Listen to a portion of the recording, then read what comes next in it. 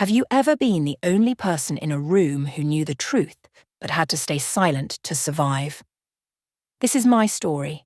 A story that not only lifted the veil from my family's secrets, but also made me realize my own power. It's the story of a check, a wink, and a family that treated wealth not as currency, but as a weapon. In our family's winter chalet in the Aspen Mountains, we were all together. The air carried the scent of cedar, crystal glasses sparkled under lantern light, and my grandfather Arthur pulled out 3 envelopes. As Hannah, a designer, I've always had a habit of noticing colours, shapes, and the tiny imperfections that others miss. Maybe that's why, when a $20,000 check slid out of my envelope, I didn't just see a piece of paper. I read the entire emotional landscape surrounding it. My mother Sarah's reaction came first. Sarah, with contempt, "Oh, Grandpa, what is this? Your old closed account? Don't raise the kids' hopes, it's just a scrap of paper." My brother Adil glanced at the check, smirked, crumpled it, and tossed it into the fire. Adil, "Always the joke, Grandpa." My sister Zainab did the same, a light laugh, and her check went into the flames. I looked at my grandfather. He sat in his big armchair, looking frail and trembling.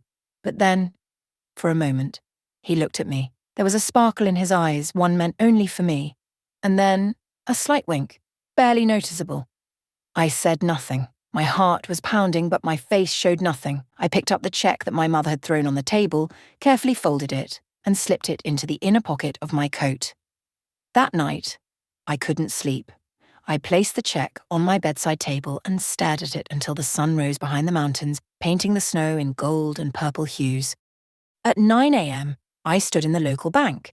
Instead of joining the line, I went straight to the teller, Brenda. Hannah, confident on the outside, terrified inside. I need this verified. Brenda adjusted her glasses, scanned the check, stared at her computer screen for a while. Holding my breath, I waited for her to laugh or make a joke. Brenda, neutrally. "It's valid. Funds are available immediately. Would you like to deposit it?" Then, she handed me a small receipt. Current balance, $20,412. Of that, $412 was mine, saved from freelance work. The remaining $20,000, Arthur's. It was real. Sitting in my car, I stared at the deposit slip. For my family, $20,000 was perhaps what they spent on wine in a good month. But for me, it was as essential as breathing. And it was more than money. It was proof. You need to understand my family's math. Speaker, in our house, wealth wasn't money. It was a weapon, a tool of control. From childhood, I was told we were comfortable. But whenever I needed something, a new laptop for design school, a tutor for tough subjects, the well was always dry. I clearly remember an incident from 2 years ago. I was living in a basement apartment in Denver. I asked my father, Camille, for a $2,000 loan to upgrade my graphics card and speed up my freelance projects. Camille, cold, rehearsed tone.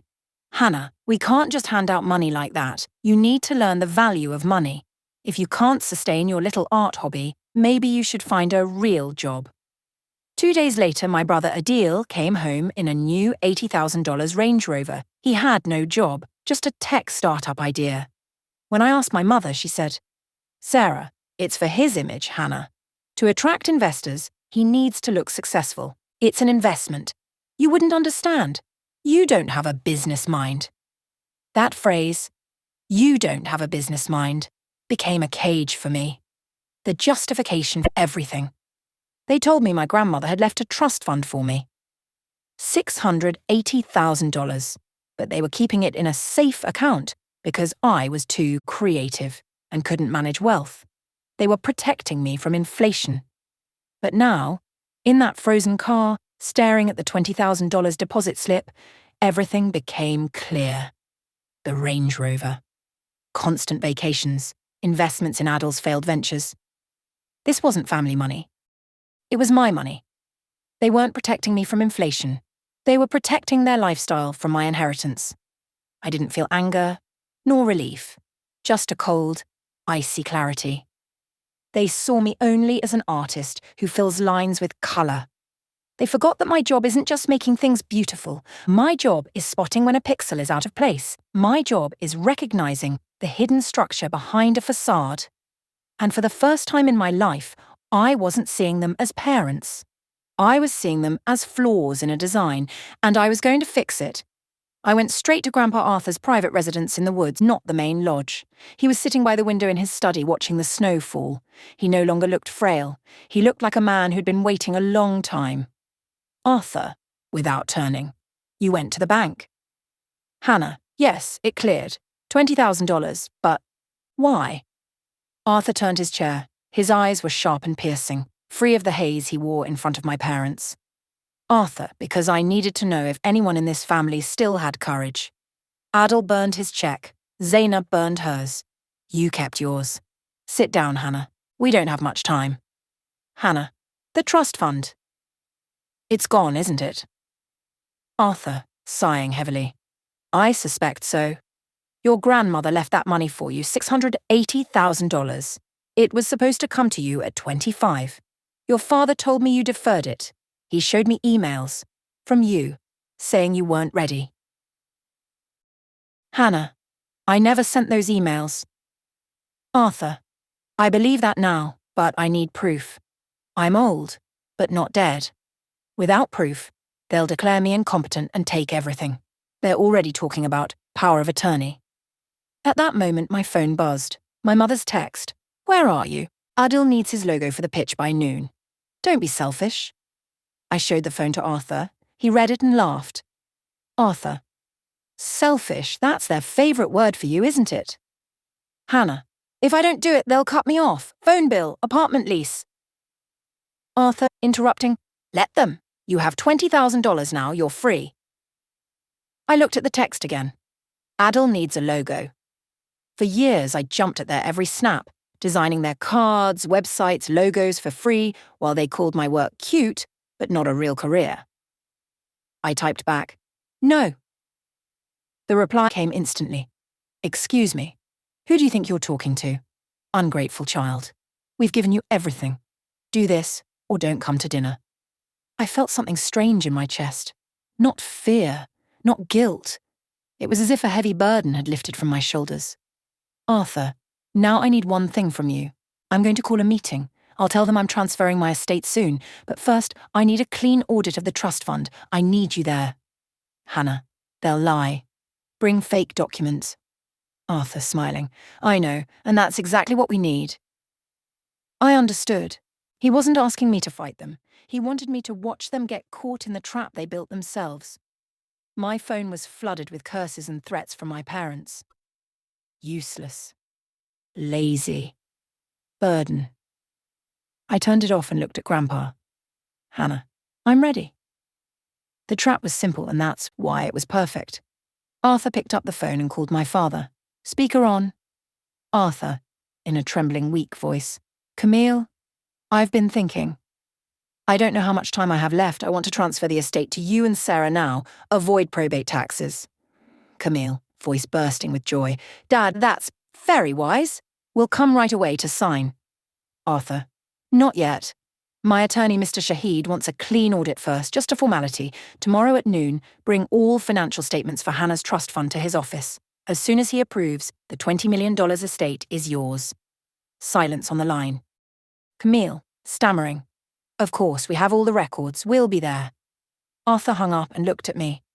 Arthur, now we wait. But I didn't sit idle. For 10 years, I'd been the Fletcher family's unofficial tech support. I'd set up their phones, Wi-Fi, cloud storage. They never changed passwords because they couldn't be bothered to remember new ones. They saw me as helpful.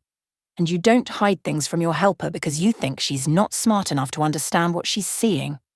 I logged into the family cloud account. For an hour, nothing. Then, digital activity began. File sync notifications popped up on my screen. It was like watching a crime scene unfold via satellite. Upload. Quote, chase_bank_statement_template.jpg. Quote. Upload, quote, trust_fund_draft_1.docs, quote. Upload, quote, trust_fund_draft_2.pdf, quote. My parents were panicking. They didn't have the real records because the money wasn't there. So they did what they knew. Create a reality that suited them. At 11:45 p.m., one final file appeared. Quote, trust_fund_statement_final.pdf, quote. I downloaded it and opened it. To an ordinary person, it looked very real. Chase Bank logo, correct address, official-looking layout, balance, $680,000. But I'm not ordinary. I'm a graphic designer. I spend 12 hours a day staring at typography, grids, and pixels. To me, a document isn't just words. It's mathematical structure. I opened the PDF in Adobe Illustrator and zoomed in. 300%, 600%, 800%. And there it was. The amateur's arrogance. This is what psychology calls the Dunning-Kruger effect. When the incompetent are too incompetent to recognize their incompetence, my parents thought graphic design was just making pictures on a computer. They had no respect for the craft, so they didn't know its rules. They used the wrong font. Chase Bank uses a specific proprietary typeface. On this document, the numbers, especially the balance, were in Arial. I turned on the grid overlay. Misalignment. The $600,000 sign floated 3 pixels above the baseline. Kerning was inconsistent. It was copy-paste work. They took a screenshot of a real statement, erased the low numbers, and typed in higher ones with a default font. It was sloppy.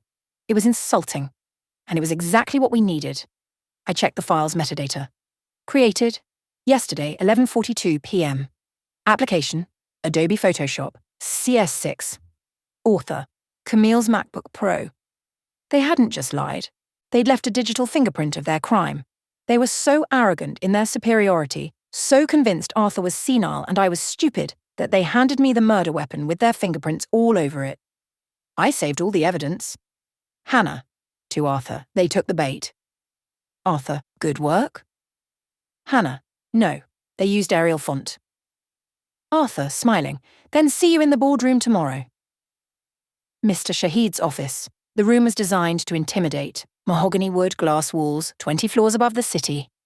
I sat in a corner near the AV cart, my closed laptop on my lap. Arthur sat to the lawyer's right, looking small in his wool sweater. At exactly noon, my parents entered. My mother in a long fur coat. My father in an expensive suit. Brushing snow off his shoulders, they didn't even glance at me. To them, I was furniture in the room. A tool. Camille. Sorry we're late, roads are bad, but we brought everything. He slammed a thick folder on the table. Complete accounting. Dad, you'll be pleased. The trust fund has even grown to $700,000. We kept it safe for Hannah's future. Arthur didn't touch the folder. He adjusted his glasses. Arthur. Weak voice. My eyes. Numbers look blurry. Sarah, reaching for the folder. I can summarize. Arthur. No, Hannah, put it on the big screen. I want details. Big and clear. My father hesitated for a second, then leaned back comfortably. To them, I was just tech support. No threat. Camille. Go ahead, set it up. Sarah whispering. Don't break anything. Don't embarrass us. Hannah calmly. Don't worry, I'm an expert in visual matters. The document appeared on the 80-inch screen. $680,000. Clean, convincing. Camille. See? Everything checks out. Arthur leaned forward. Arthur. Very impressive looking. I let the silence hang for a moment. Then I began. Hannah, you always said design is just making pictures. Today I'll show you what design really is. I zoomed in on the screen. The balance filled the wall. Hannah. This does 6R. Is floating 3 pixels above the baseline. Classic drag and drop error. A red grid appeared. Then blue outlines. Hannah. Arial regular. Default word font. Photoshop CS6. No font library. Now I added a green text overlay. Hannah. And this is San Francisco. The font Chase Bank actually uses. Different kerning. Different X height. Your font is wrong. The conference room froze. Hannah. You didn't get this document from the bank. You made it yourself, and poorly. Sarah shouting, she's lying. Hannah. Let's ask the file itself. I displayed the metadata on screen. Hannah reading. Created last night, application Adobe Photoshop CS6, author Camille's MacBook Pro. You forged a financial document. This is fraud. My father's face went from red to pale. Camille whispering. We borrowed it. For Adil. We'll pay it back. Arthur, now strong, clear voice, straightening in his chair. Mr. Shahid? The lawyer opened his folder. Mr. Shahid. No contest clause. Fraud voids inheritance. He closed the folder. You didn't just admit to stealing $680,000. You've disqualified yourselves from the $20 million estate. Security escorted them out. As they left, my mother grabbed my arm. Sarah, with hatred in her eyes. You betrayed your family. Hannah, calm, cold tone. No. I was just being helpful. And now the helper has quit her job. Later, Arthur patted my shoulder. Arthur, you're grieving. Clarity is expensive. It collects the price of all your comforting illusions. And he was right. 6 months later, the chalet was sold. Money repaid. I started my own firm specializing in forensic document analysis. Arthur and I spent Christmas in Hawaii. Last week, my mother called. I put the phone on silent and returned to my work. Being an expert isn't about making noise, but it does end things permanently. Speaker, sometimes the most powerful weapon isn't the one you wield, but the one you refuse to use. Sometimes the strongest claim isn't the one you make, but the quiet evidence you collect. And sometimes the greatest freedom isn't given to you. It's the one you take for yourself.